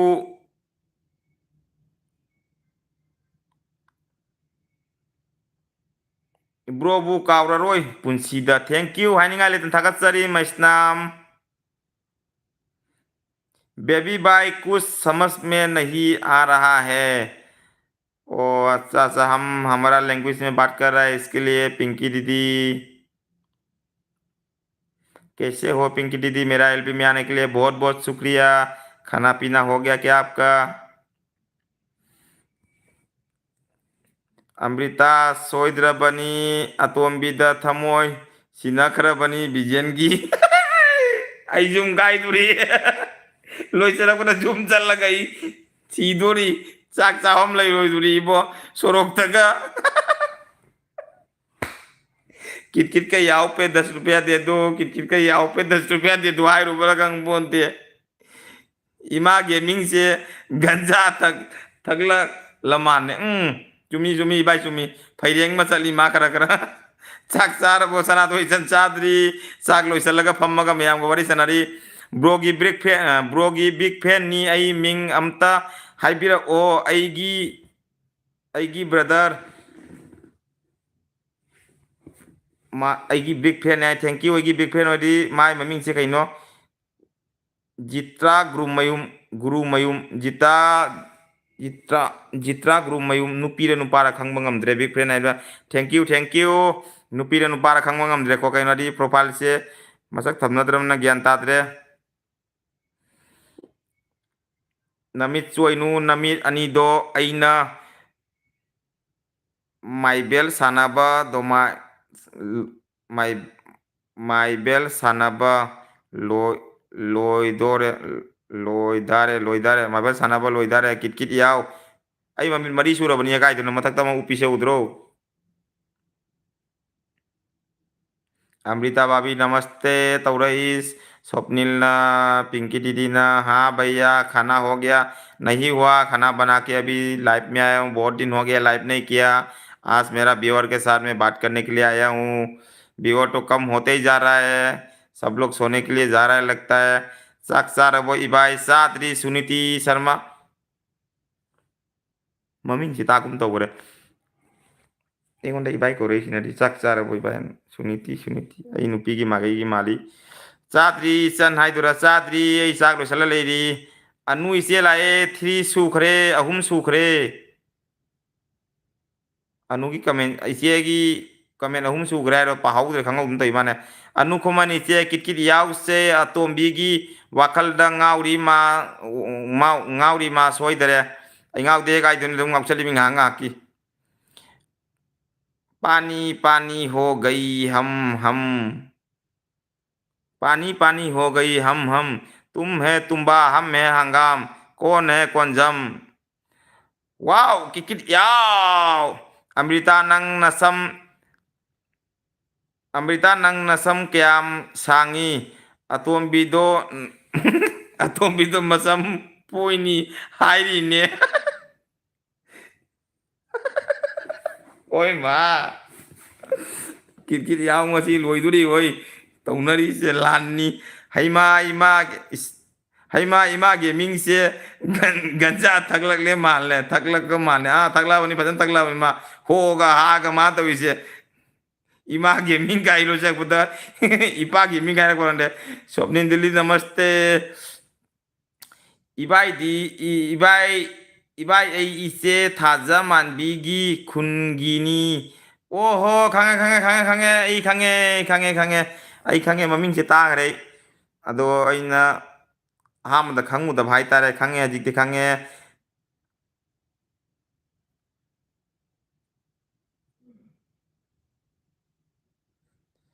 हौजिकान मतमदा पुंग तरादा कनाना तुमगे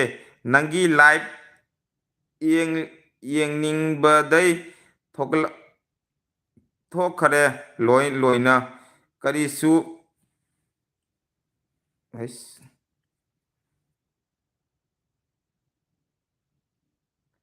खोइसु थोकचरगे थोकपिरो अतोपा ब्लॉग येंगु अलाइबा ब्लॉग पंग येंगु कइनो थौ लेतबो नोइसिंगिबु कोइनारसी कनागा एगा I love you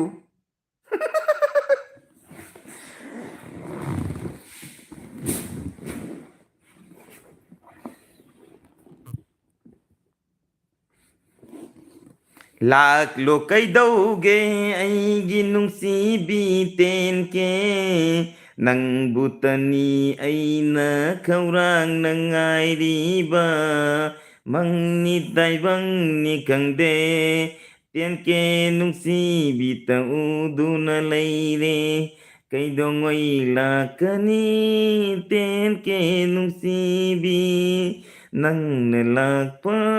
मतमदो वानंगाइजगे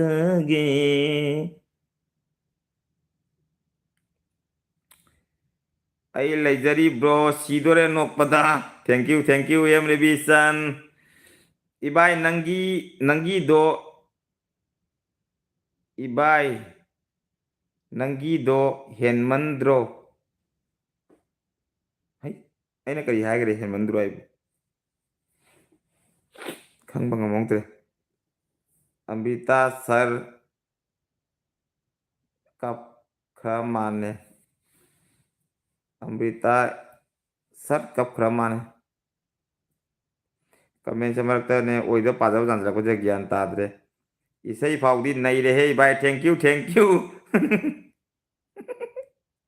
bro good night see you tomorrow thank you good night सारा का पेंजय गुड नाइट इसे गुड नाइट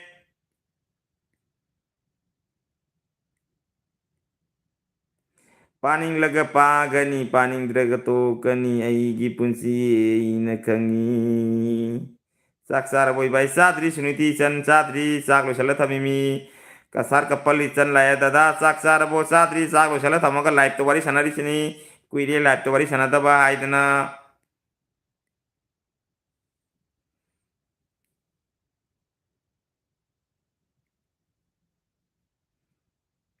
SMS ꯊꯥꯔꯝꯃꯒ ꯑꯗꯨꯝ ꯍꯜꯂꯛꯈꯤꯗ꯭ꯔꯦ ꯀꯔꯤ ꯇꯧꯒꯦ ꯏꯕꯨꯡ ꯀꯔꯤ ꯇꯧꯔꯦ ꯏꯕꯨꯡ ꯀꯅꯥꯗ SMS ꯊꯥꯔꯝꯃꯒ ꯑꯗꯨꯝ ꯍꯜꯂꯛꯈꯤꯗ꯭ꯔꯦ ꯀꯔꯤ ꯇꯧꯔꯦ ꯏꯕꯨꯡ ꯀꯅꯥꯗ SMS ꯊꯥꯔꯒ ꯑꯣ ꯃꯥꯏ SMS ꯄꯥꯍꯧꯗ꯭ꯔ ꯃꯥꯜꯂꯦ ꯂꯛꯀꯤ ꯀꯃꯩꯁꯦ ꯒꯨꯗ ꯅꯥꯏꯠ ꯏꯌꯥꯝꯕ ꯒꯨꯗ ꯅꯥꯏꯠ ꯃꯌꯥꯝ ꯄꯨꯟꯅ ꯒꯨꯗ ꯅꯥꯏꯠ ꯎꯅꯔ ꯃꯥꯜꯂꯦ ꯑꯩꯁꯨ ꯒꯨꯗ ꯅꯥꯏꯠ ꯑꯣꯏꯅꯕꯩ ꯇꯧꯔꯒꯦ ꯊꯦꯡꯉꯦ ꯄꯨꯡ ꯑꯃ ꯍꯦꯟꯖꯜꯂꯦ ꯂꯥꯏꯚ ꯇꯧꯔꯤꯁꯦ ꯑꯩꯁꯨ ꯆꯥꯛ ꯆꯥꯗꯣꯏꯃꯤ ꯀꯤꯠꯀꯤꯠ ꯌꯥꯎ ꯑꯩꯒꯤ ꯀꯃꯦꯟ ꯄꯥꯔꯛꯎ ꯆꯥꯊꯔꯦ ꯅꯪ ꯃꯥꯡꯗ ꯍꯥꯏꯅ ꯆꯠꯈꯔꯦ ꯃꯥꯡꯗ ꯆꯠꯈꯤꯁꯤꯅ ꯆꯠꯈꯤꯕꯗꯣ ꯆꯠꯈꯔꯦ ꯀꯩꯅꯣ ꯄꯨꯟꯁꯤꯁꯤꯗꯤ ꯒꯣꯌꯤꯡꯒ ꯑꯌꯤꯡꯒ ꯑꯗꯨꯝ ꯂꯩꯔꯕꯅꯤ ꯀꯩꯅꯣ ꯏꯃꯥ ꯒꯦꯃꯤꯡꯁꯦ ꯈꯨꯠ ꯂꯥꯛꯂꯝ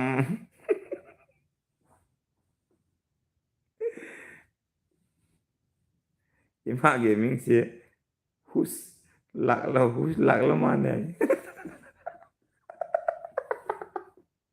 ꯑꯩꯕꯣ ꯅꯣꯡ ꯁꯤꯗꯣꯔꯤꯕ ꯑꯩꯕꯣ ꯑꯝꯕꯤꯇꯥ ꯅꯆꯦꯅ ꯐꯥꯒꯤ ꯇꯧꯕꯅꯤ ꯁꯥꯎꯅꯨꯀꯣ ꯖꯨꯝ ꯀꯥꯏꯅꯕ꯭ꯔꯥ ꯈꯪꯗ꯭ꯔꯤ ꯂꯥꯏꯚ ꯇꯧꯕꯗ ꯏꯕꯣ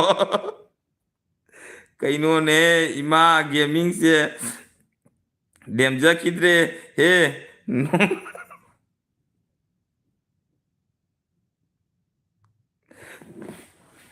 ꯑꯩ ꯅꯣꯡ ꯁꯤꯗꯣꯔꯦ ꯅꯣꯟꯇꯣ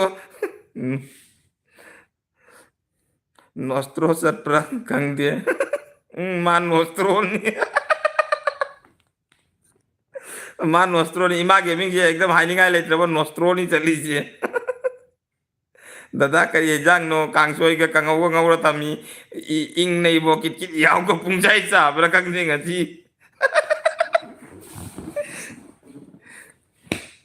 ꯑꯗꯨꯝ ꯃꯌꯥꯝꯒ ꯋꯥꯔꯤ ꯁꯥꯟꯅꯒꯦ ꯂꯥꯛꯄꯅꯤꯗ ꯑꯗꯨꯝ ꯃꯌꯥꯝꯒꯤ ꯅꯨꯡꯉꯥꯏꯅꯕ ꯌꯥꯅ ꯉꯥꯏꯍꯥꯛ ꯅꯣꯛꯄ ꯈꯣꯠꯄ ꯇꯧꯕꯅꯤꯗ ꯁꯤꯒ ꯁꯣꯏꯈꯤꯕ ꯀꯌꯥ ꯌꯥꯎꯔꯒꯁꯨ ꯃꯌꯥꯝꯅ ꯉꯥꯛꯄꯤꯒꯅꯤ ꯍꯥꯏꯅ ꯊꯥꯒꯠꯆꯔꯤ ꯃꯌꯥꯝꯕꯨ ꯑꯩꯒꯤ ꯂꯥꯏꯐꯇ ꯂꯥꯛꯄꯩꯗꯣ ꯍꯥꯏꯅꯤꯡꯉꯥꯏ ꯂꯩꯇꯅ ꯊꯥꯒꯠꯆꯔꯤ ꯆꯦ ꯆꯦ ꯊꯣꯅꯣ ꯊꯃꯣꯏ ꯄꯦꯜꯂꯦꯍꯦ ꯑꯩ ꯏꯀꯥꯏꯕ ꯑꯃ ꯆꯥꯎꯈꯠꯂꯛꯑꯦ ꯆꯦ ꯊꯣꯅꯣ ꯊꯃꯣꯏ ꯄꯦꯜꯂꯦꯍꯦ ꯅꯣꯛꯁꯟꯈ꯭ꯔꯦꯅꯦ ꯑꯩꯈꯣꯏ ꯊꯣꯅꯣ ꯏꯆꯦꯗ ꯏꯆꯦ ꯀꯧꯗꯣꯏꯔꯥ ꯏꯆꯟ ꯀꯧꯗꯣꯏꯔꯥ ꯑꯩꯗꯤ ꯈꯪꯗꯦ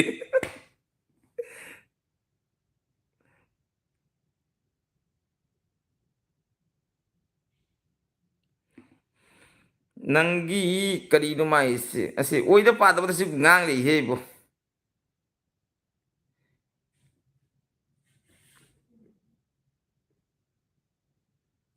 ꯄꯨꯡ ꯀꯌꯥ ꯇꯥꯔꯦ 11 ꯇꯥꯗꯣꯔꯦ ꯃꯤꯅꯤꯠ 5 ꯂꯥꯏꯐꯁꯦ ꯃꯨꯊꯠꯂꯁꯤꯔꯣ ꯃꯌꯥꯝ ꯂꯩꯈꯤꯒꯦ ꯍꯥꯏꯔꯣ ꯃꯤꯅꯤꯠ ꯑꯃꯈꯛꯇꯪꯒ ꯑꯩ ꯃꯤꯅꯤꯠ ꯑꯃꯇꯪ ꯆꯠꯂꯨꯒꯦ ꯂꯩꯔꯝꯃꯨ ꯃꯤꯅꯤꯠ ꯑꯃꯇꯪ ꯂꯩꯔꯝꯃꯨ ꯃꯤꯅꯤꯠ ꯑꯃꯇꯪ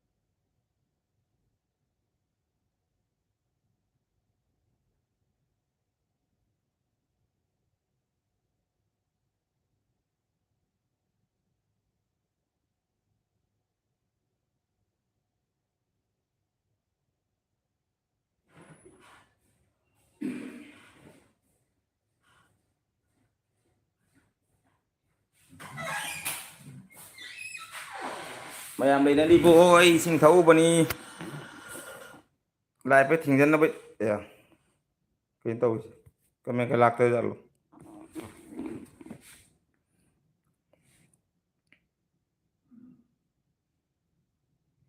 ꯏꯆꯦ ꯑꯅꯨ ꯆꯥꯛ ꯆꯥꯔꯕꯣ ꯀꯔꯤ ꯃꯊꯦꯜ ꯆꯥꯗꯣꯏꯅꯣ ꯅꯪꯒꯤ ꯅꯨꯄꯤꯗꯣ ꯑꯩꯒꯤꯗꯤ ꯏꯅꯥꯎꯄꯤꯅꯤ ꯑꯣ ꯏꯆꯦ ꯀꯧꯇꯥꯔꯦ ꯏꯇꯩꯃ ꯀꯧꯔꯒꯦ ꯏꯇꯩꯃ ꯀꯧꯔꯒꯦ ꯆꯥꯔꯦ ꯀꯁꯥꯔ ꯀꯄꯜ ꯅꯪꯗꯤ ꯆꯥꯔꯕꯣ ꯀꯁꯥꯔ ꯀꯄꯜ ꯂꯝ ꯍꯣꯡꯒꯦ ꯆꯥꯔꯕꯣ ꯍꯥꯏꯅ ꯅꯪꯉꯣꯟꯗ ꯉꯥꯡꯕ ꯌꯥꯝ ꯅꯨꯡꯉꯥꯏ ꯅꯪꯉꯣꯟꯗ ꯉꯥꯡꯕ ꯌꯥꯝ ꯅꯨꯡꯉꯥꯏ ꯊꯃꯣꯏ ꯄꯦꯜꯂꯤ ꯂꯩꯈꯣ ꯂꯥꯏꯐꯇ ꯏꯀꯥꯏꯕ ꯈꯪꯗꯕ ꯅꯪꯕꯨ ꯁꯛꯊꯨꯔ ꯁꯛꯊꯨ ꯅꯨꯄꯤꯗ ꯅꯣꯏꯒ ꯋꯥꯔꯤ ꯁꯥꯟꯅ ꯀꯥꯟꯗ ꯂꯥꯏꯐꯇ ꯅꯣꯏ ꯆꯪꯉꯛꯀꯅꯨ ꯍꯣꯏ ꯏꯀꯥꯏꯖꯦ ꯍꯣꯏ Pushpa yum yum kitchen hi brother hi sister कैसे हो पुष्पा इबाई कई इबाई कायदमु चटलीनो लाइव थममगा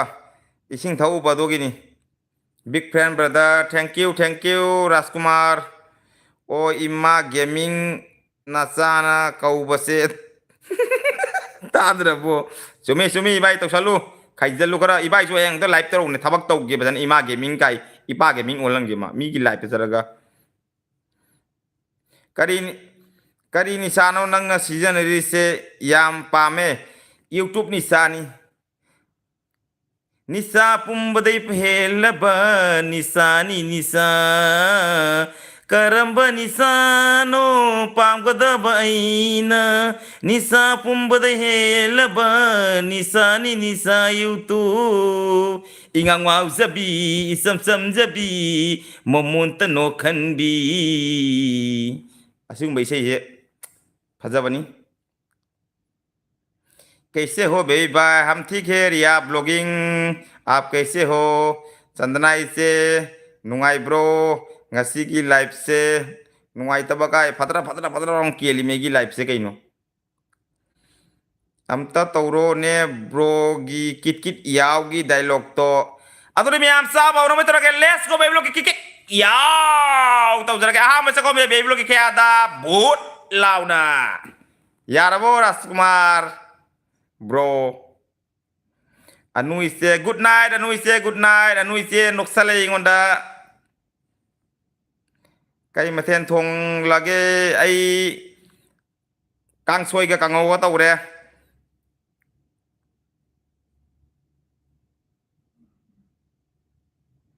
ओई मा किट याव आईदी ngasi ओई मा किट याव आईदी ngasi ngasai kadai sakare mai lai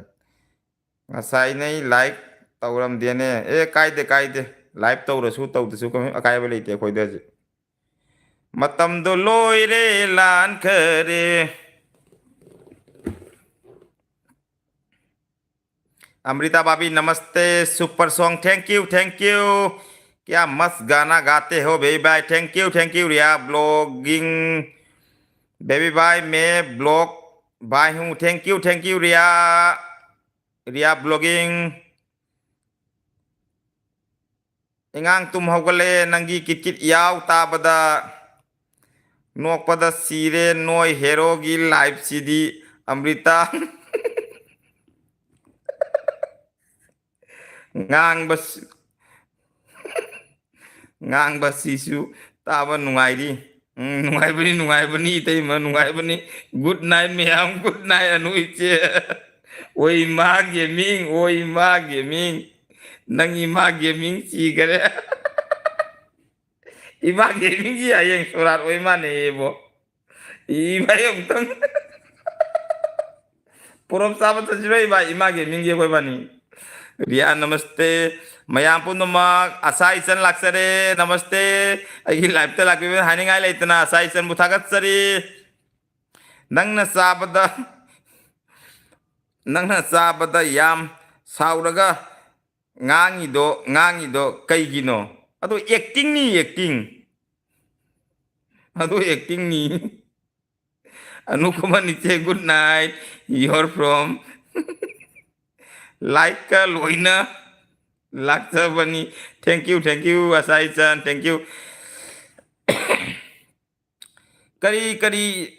istigano mayam na thabis do aigi ibai siga thaning bo jutha kara sunu bo suniti chan kaisu makai bo leite moi thaning bo jutha ka sunu ai mo alau de mo sing do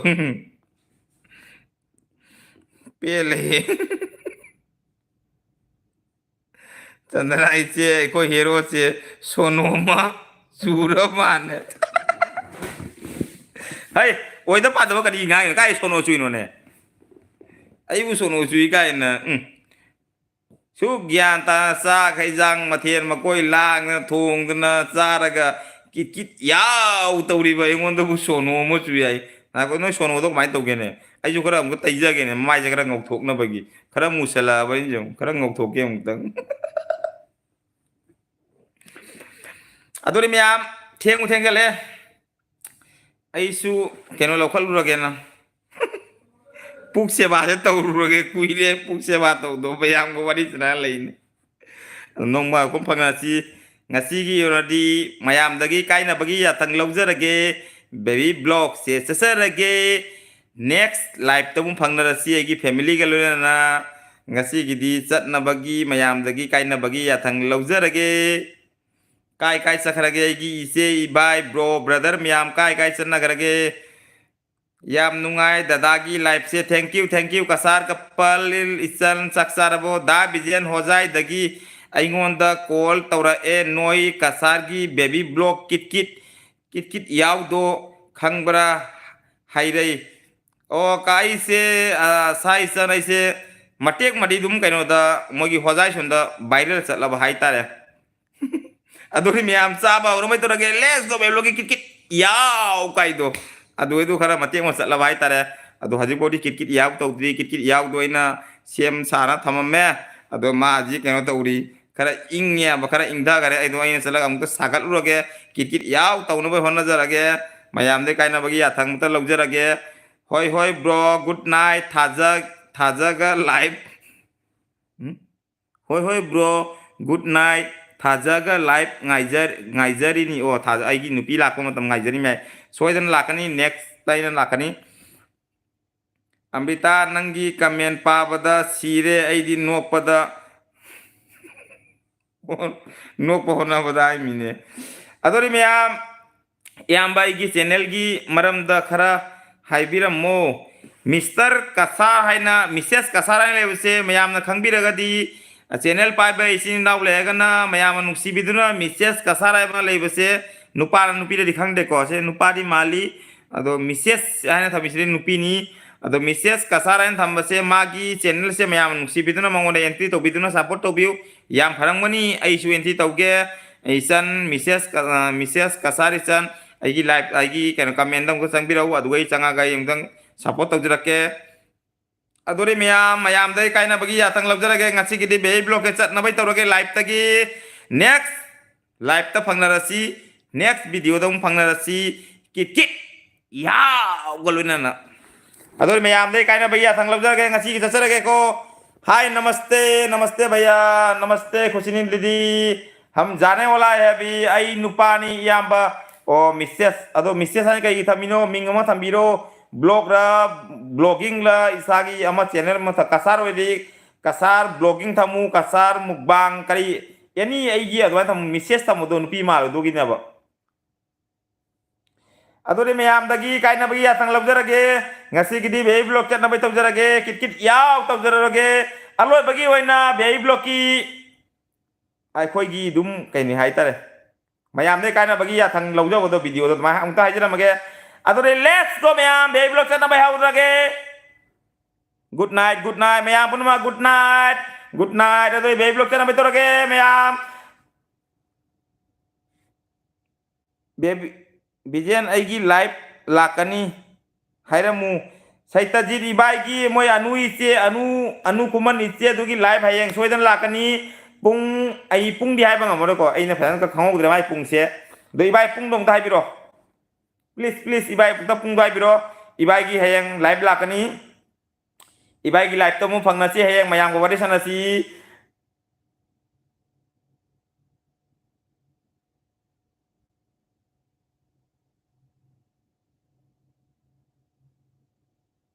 adori mayam sana bai tawrage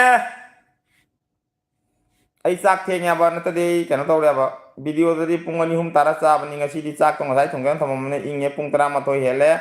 adori mayam sana bai tawjarage mayam de kaina bagi ya thang lawjarage mayam ta good night habiro mayam good night habiro good night good night good night good night nungdang pung mapan makhaida hayeng anu kuman channel na hayeng anu kuman channel do hayeng pung mapan makhaida live lakani mayam na anu kuman gi channel sa pitno live to wari sana bagi matam tanjama pijari hayeng gi numi khuding di la oi mono oraba channel ngakani ko isne monetize oraba channel ngakani na to na numi khuding gi live lakcharo hayeng gi tanjama pijari kainogi ko gi anu ise gi nupan haijare saitajiri bai haijare anu kuman ge hayang live lakani mayam na pung mapan makaida sangbi duna isie singa hangning ba wari kaya sanabang ba kaya real face uning ba kaya loi uba pangani hayang inumisida ibai ta sanasi ngasi gidi be blog se loisal lage next video next ki live ta be blog family gulo lakani hauji ki matam di haiba ngam di ko matam ai sidi ai ta taina live ta ko se bubon baru ni matung daga lakpa jai ai jum da chakani ya bado matam da ado silcha da leiba koi kasara leiba mina ai ga phangna ning ba ye ga su ai na su phangna ning ba isi no myam lei phangna si mayam asini mayam den hajening ba duri mayam ngasi gidi mayam dagi kaina bagi ya tang logjarage ai kit kit yaw tawjoroge puk se mandila jeri aba adore mayam de kaina baya mata mayam kaina rasi good night baby block kesarage next video the next live ta phangarasi ngasi gidi baby block ta lage baby block ki live se nungai bradi mayam nungsi bidna channel da entry do bidna katrang to boka biganu ngasi gidi mayam chasarage bye bye good night mayam good night good night good night good night loisal lage live se mayam sale ko bye bye good night sau bây giờ dia hayang pung mapan makai